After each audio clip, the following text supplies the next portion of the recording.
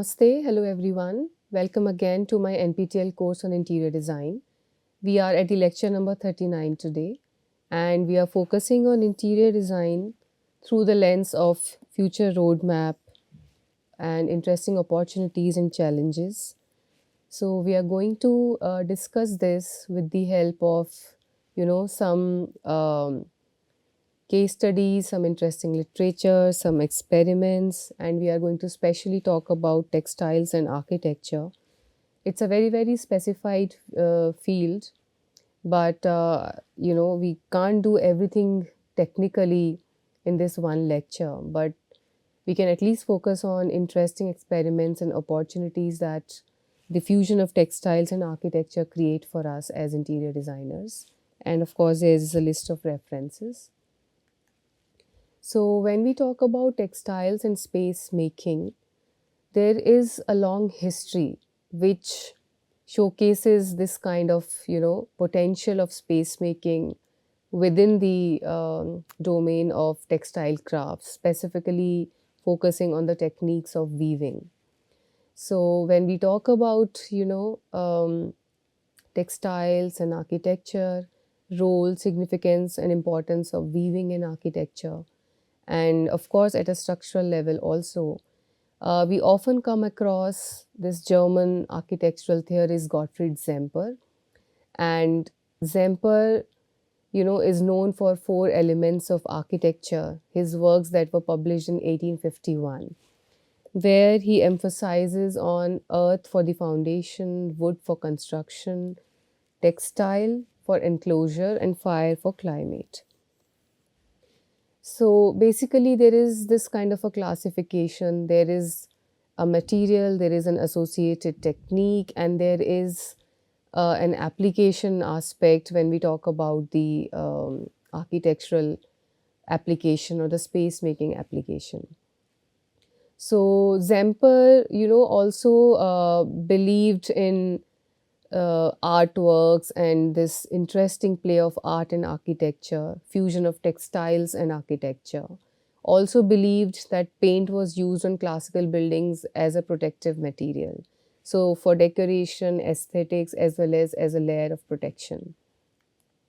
So there are several works by Zemper, and I have just tried to put an overview or summary of these. Some of the slides from this lecture are also a part of my previous NPTEL course, Role of Craft and Technology in Interior Architecture. And I thought it could be very interesting to talk a bit about this when we are discussing experimentation in interior design. So, Zemper also talks about color, and that color had symbolic associations. It's a great artistic expression. And this is the kind of inventory that I was talking about, which I find very, very useful and very insightful. So there is this three-layer order where we are talking about material, associated technique, and the basic space making element where we see the application of this material and technique to uh, build this element for space making. So here we are talking about clay. Associated technique is with the ceramics, and the element could be earth. Now the wood, of course, associated with carpentry and for the making of roof. And since we are talking specially about the fusion of textiles and architecture, this is also highlighted here. So textile, the technique of weaving, and the creation of enclosures. So that is possible utilizing textiles as material palette, utilizing the technique of weaving, and then creating these enclosures. And for stone, it is masonry and predominantly creating substructure. So these are some of the colored depictions from Zemper's early travels around Europe. And here also we see that there is highlighting of color, there is an importance to artistic expression, there is a focus on matter and architecture, focus on details, building elements.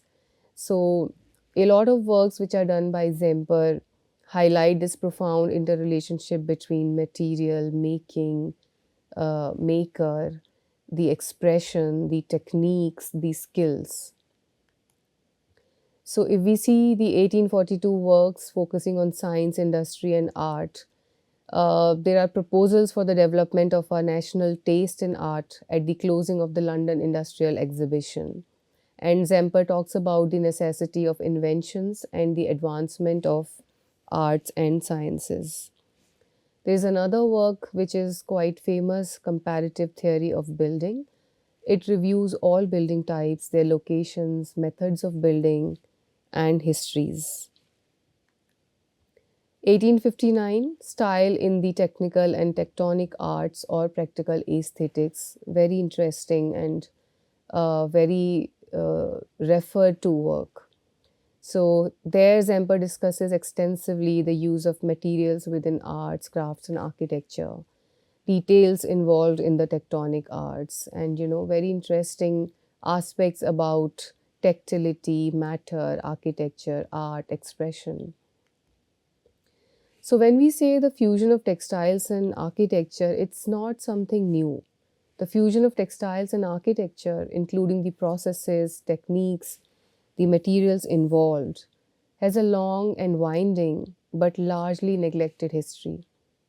Only in recent times have theorists, architects, engineers, textile designers, material scientists also, and artists expressed a renewed interest in the possibilities that the combination allows. And this combination and experiments centering on this fusion are of primary interest to me as an individual, as a designer, and as a professor of architecture, interior design, design thinking.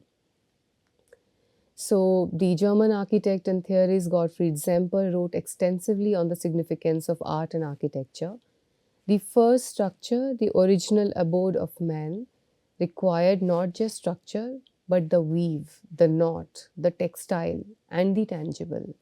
So, Zemper talks about the structural implications of a weave or knot that we could create while focusing on textiles as base material palette and create tangible, structurally intact enclosures and similar build forms out of it.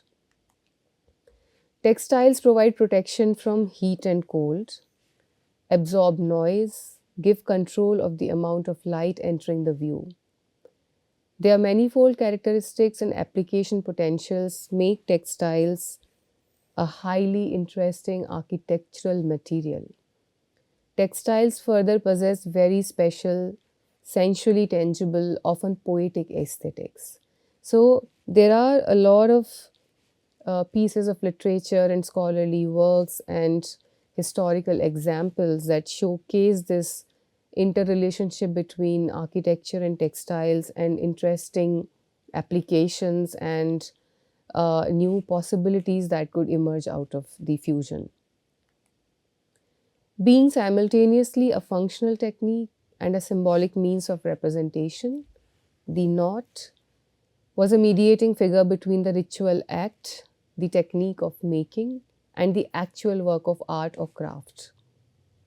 In time, the motif of the knot was developed further in the more complex techniques of the braid.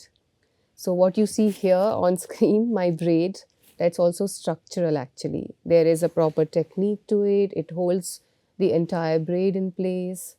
So, complex techniques of the braid, the reed, the seam, and the weave, all constituting primordial symbols of ordering. So, we see this also in our built forms, in furniture, in the cords that we use, the kind of clothing and apparel that we wear. Even the jeans that some of us wear also has a certain weave or a stitch to it which holds all the fabrics together and keeps it in place. So there are of course structural details when we zoom in and look through that lens. So here you can see some of the demonstrations where we see the structural intactness and structural integrity imparting details of these textiles. So whether it's kind of a braid or knot or weave. So here we can see some complex structures. So when we combine 2 or 3 modules and intertwine or interlace them, there is more structural stability.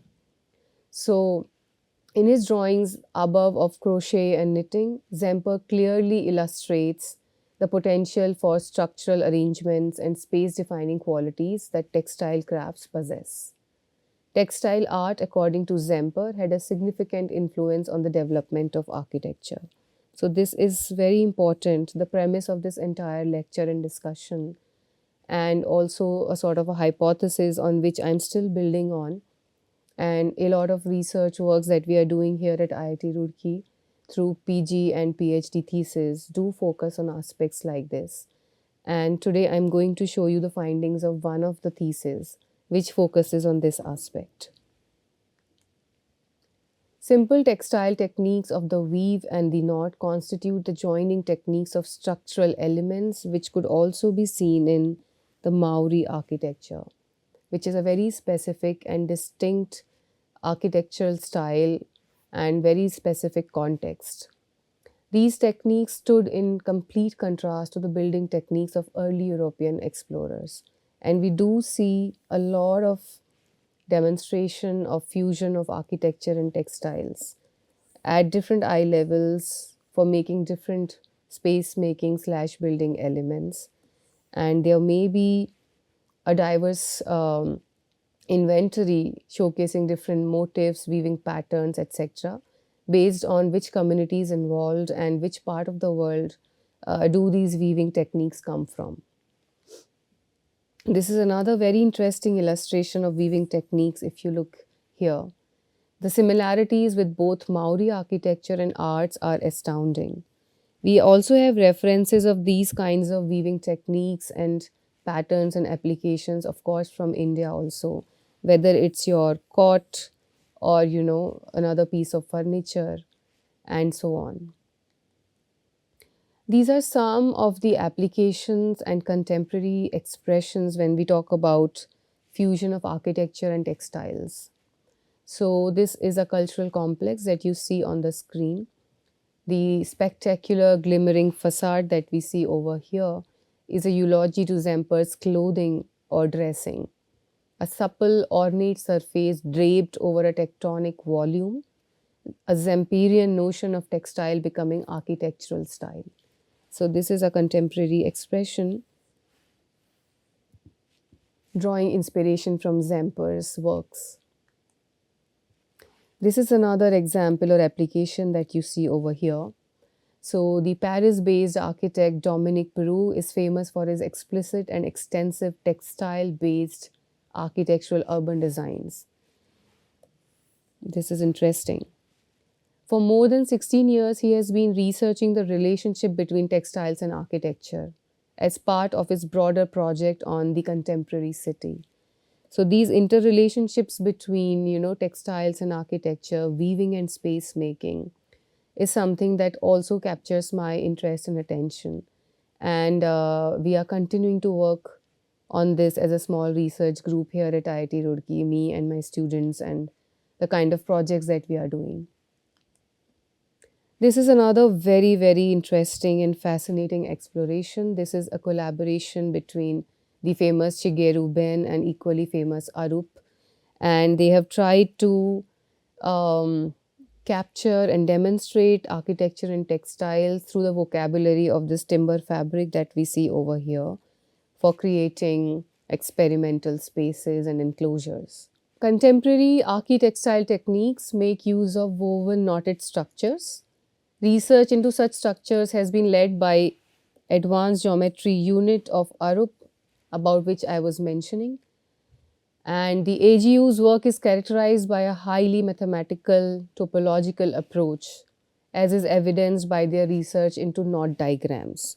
So those weave diagrams, knot diagrams, coil diagrams, braiding diagrams that I was showing you from Zemper's portfolio, they do have, applications in contemporary expressions, and they do form the basis of a lot of experimentation that is happening around textiles and architecture.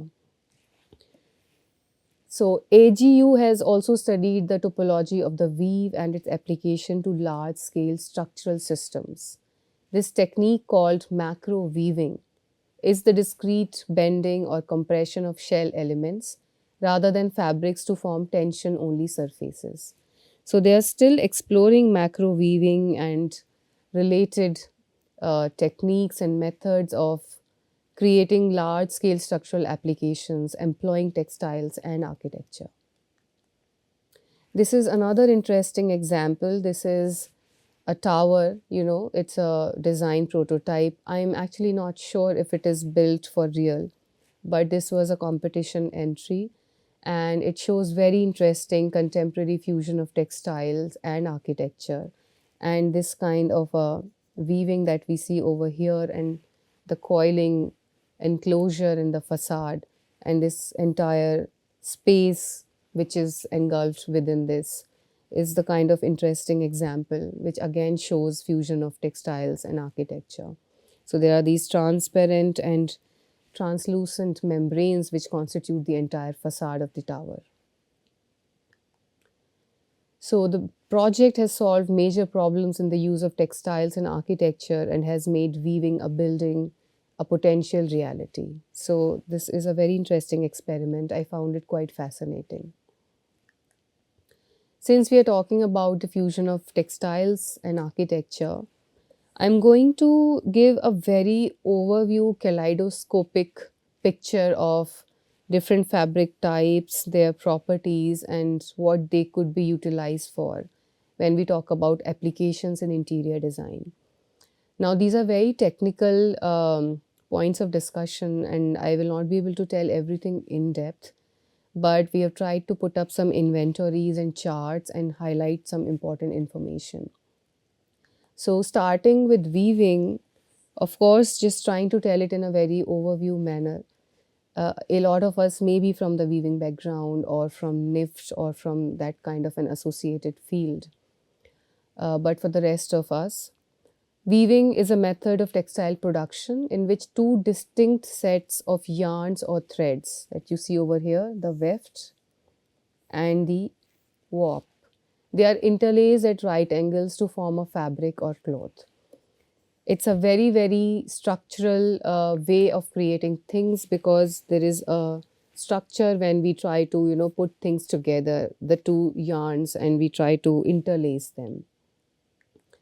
So there are different kinds of weaves, and again, just looking at visuals and not getting into the theory or the technical details about it, I'm just showcasing you the most popular and predominant kinds of weave. So there is a plain weave which we see over here, the warp and the weft. This is twill weave. We can see the differences already. There is basket weave, there is satin weave. So the patterns are different, the way of weaving is different. This is a jacquard weave, this is a knit weave, there is an uncut pile weave, and there is a cut pile weave. So these are some of the kinds of weaving patterns.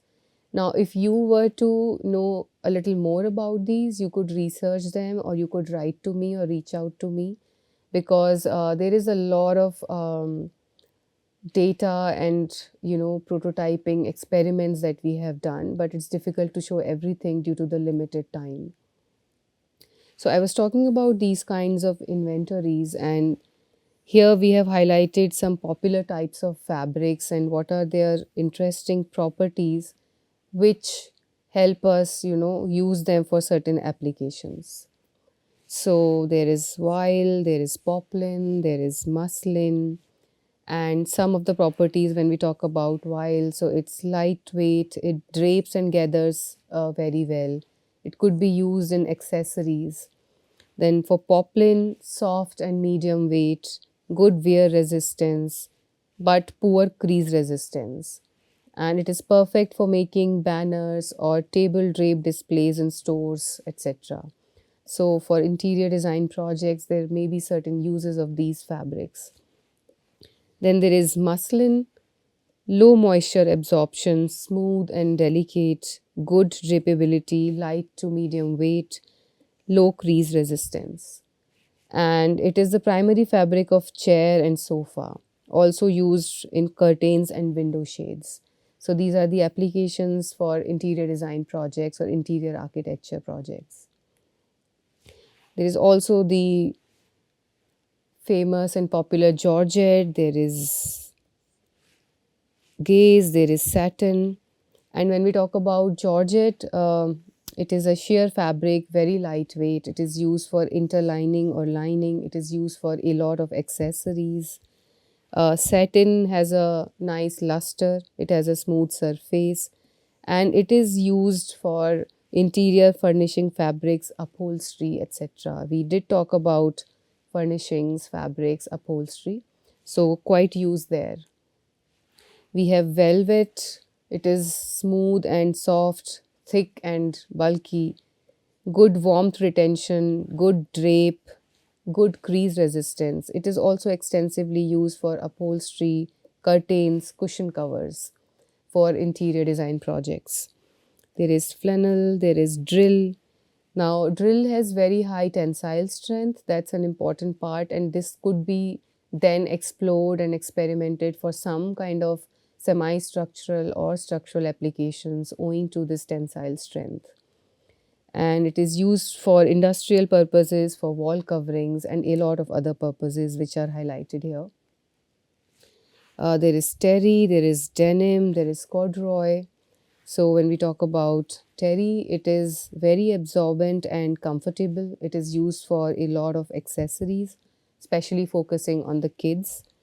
Denim resists snags and tears, so it also has applications at varied levels. And corduroy, again, it is used for draperies and upholsteries owing to the properties that it has, the material properties. There is also chiffon, there is cambric, there is single jersey knits. When we talk about chiffon, they also have a set of properties which make it eligible for very many uses. And when we are talking about structural applications and experimentation, I'm always looking for fabrics which have high tensile strength or which can respond to other kinds of forces that our built forms and structures are subjected to. So cambric also has a high tensile strength, and therefore it is again used in furnishing industries. So that's a very interesting and extensive use of cambric. Then we have double jersey knit, we have more kinds of knits, and all of these have different properties and they are used for different purposes. So here this one is also used for a medical purpose. So this is again a sort of an inventory, and I'm just trying to highlight the possibilities of this fusion between textiles and architecture and interior design, and focusing specially on interior design, specific use of upholstery, for drapery, for some kind of space making applications which are not showcased here in this inventory, but I will try to showcase them through the experiments that I'm going to show in the subsequent slides. And finishes, textures, those kinds of detailing could be done through these different fabrics. Then there are more of these, fleece knits, French terry knits, and so on. And since not all of us are from this background, they may be new for us to learn about, but it's a good exposure and it's a good piece of information. So again, like here, if you talk about the French terry knits, it has warmth retention. It has a very high dimensional stability. So accordingly, we could think about the applications and we could do a lot of experiments and design prototypes accordingly. More of these over here. So within knits also there is a variety, and all of these demonstrate different kinds of properties. So like this one over here, if you see the velour knits, they also are used for the upholstery purpose, which is in great demand in interior design projects. Now I was talking about some experiments focusing on all the above that we just saw. So these are the findings of one of the PG theses which are done at IIT Roorkee, and this work is done by my student Isha, and it was a pleasure and honor supervising her because she has done a lot of hard work.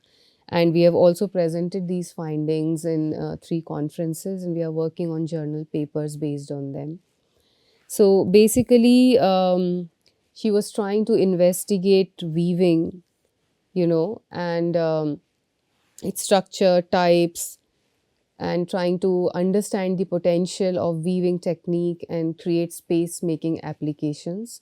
And she was primarily focusing on the case of Kerala, but before that, of course, she also created this comparative inventory which highlights the cases from all over India where we see the potential fusion between weaving techniques and space making applications.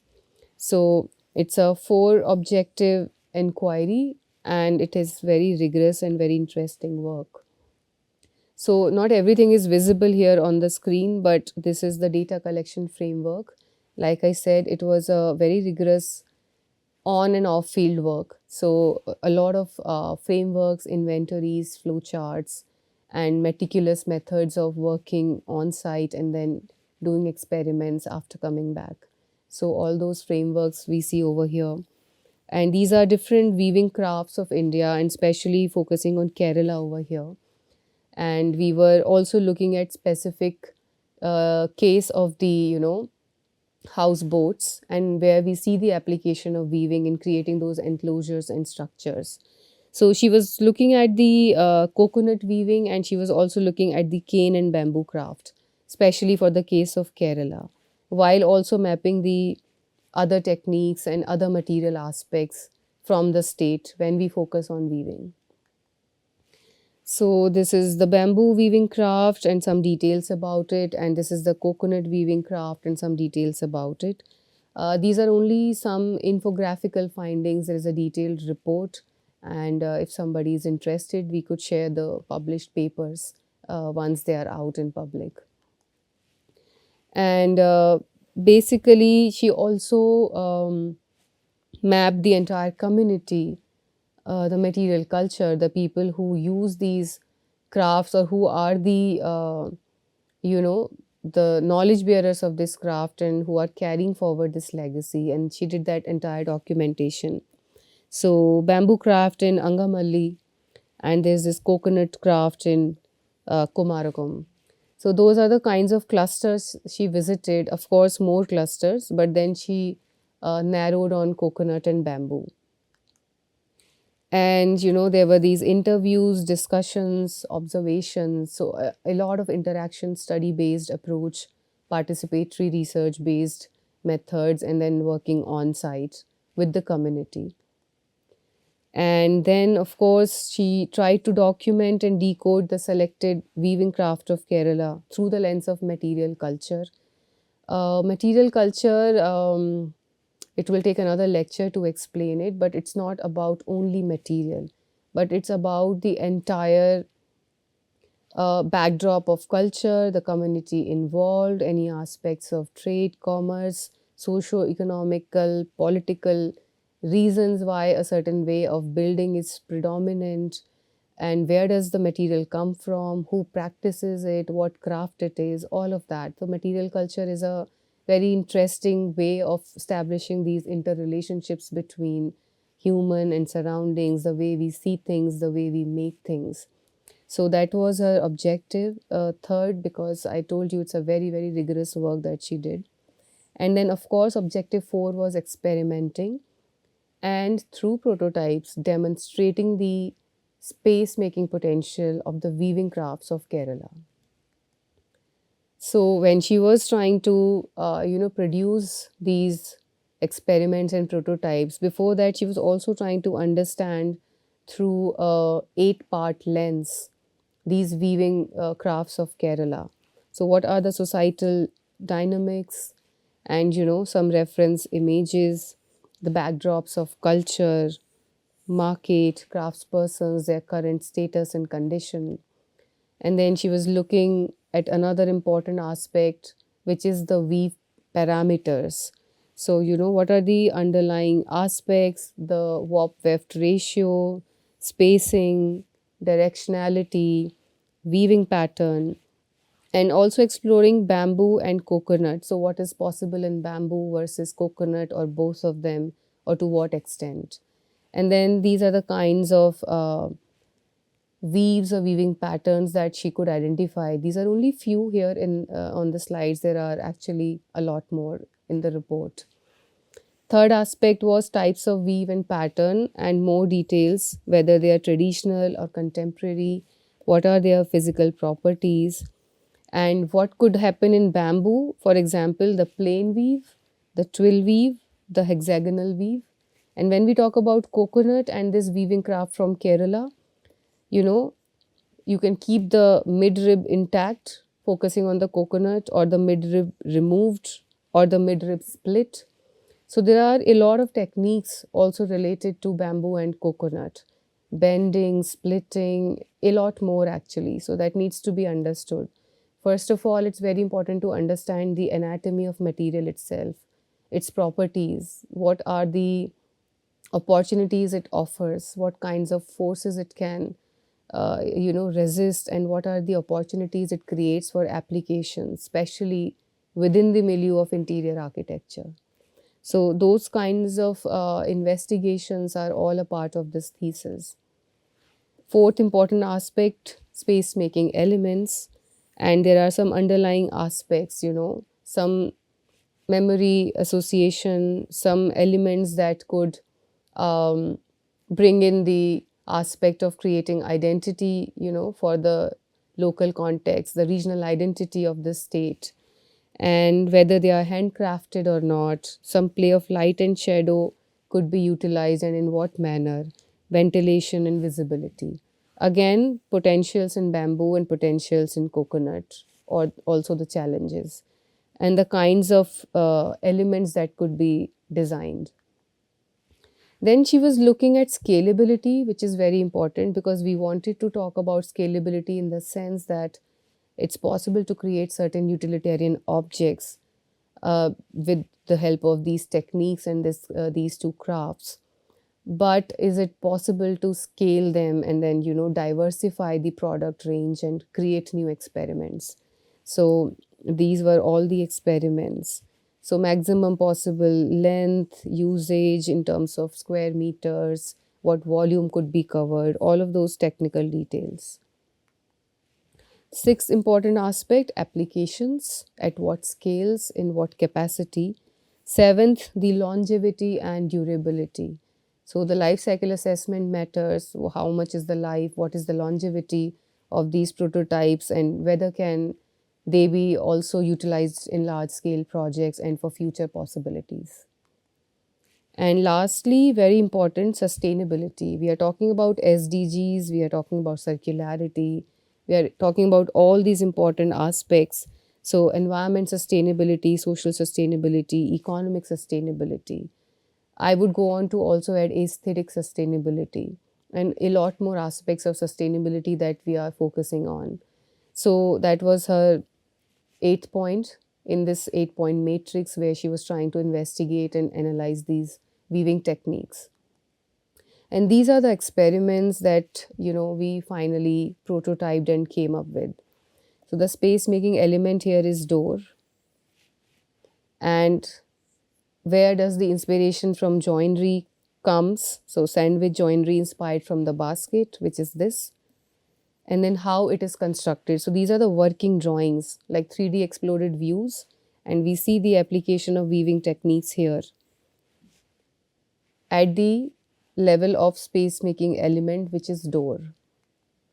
The next space making element she could explore is window. And again, what were the inspiration for weaving patterns, for the designs, and what kinds of designs were, finalized and experimented with, and their working drawings with proper design recommendations, different permutation combinations, variations possible within the space making element. Everything was mapped in great detail. Then this is railing, and this is very interesting here. Use the concept of cross pollination of two materials, so stainless steel and bamboo. So of course some armature and some weave and put together, and this kind of a system which was designed. This is for the partition wall, and here the inspiration for interlocking comes from the traditional product that this community makes, and then based on that this kind of experimentation was done, and then this prototype was designed. This is a partition wall, and here some kind of understanding of parametric design was also employed and some software simulations were done. We see here the code used to generate the parametric design, and then it was applied over here. So this is a very contemporary expression utilizing weaving as a technique, and this craft from Kerala, and designing the contemporary expression in the space making element of partition wall. So very interesting experiment. We also see the application in the entire facade itself, and it could be designed, accordingly, looking at the dimensions. So the scalability was achieved through modular design, and these modules could be repeated in permutations and combinations to come up with interesting patterns and interesting details. And a lot of variations and interesting patterns are created through this. So this is the detail of the facade itself. More details when we talk about facade, and here also we can design an entire system, like an integrated system cross-pollinating materials. Going a further step, we could also cross-pollinate two crafts or two techniques, but of course that's another elaborate experiment altogether, and one of my students is actually working on that now, moving ahead from this experiment and cross-pollinating with another technique, and then deriving and designing space making applications out of that. This is for the ceiling, and this is the inspiration for design. So we always look at what the community does, what is their understanding of the material and technique, and we try to learn from their skills and their knowledge, and then sitting with them, working with them, showing them these designs, taking their inputs, and then of course doing some software simulations and physical prototyping and model making. Then we come up with these kinds of experiments, and these are on proper scale with working dimensions. So all these possibilities and experiments are quite fascinating, and a lot of work still needs to be done. So if anybody amongst you wants to join hands and work further with us, you're more than welcome to write to me. This is again a partition wall, again very, very interesting, and taking cues and inspiration from, surroundings and learning from the craftspersons and community's skills, and then trying to design these elements. So this was all about the experimentation, interesting opportunities, focusing on interior design projects, where I especially talked about weaves and fabrics and textures, and interlacing textiles and architecture for creating interesting space making avenues. And the next lecture is actually the last lecture of the course, and I'm going to summarize all that we learned in this week number 8. These are the references, quite a lot of them. You could always refer to these.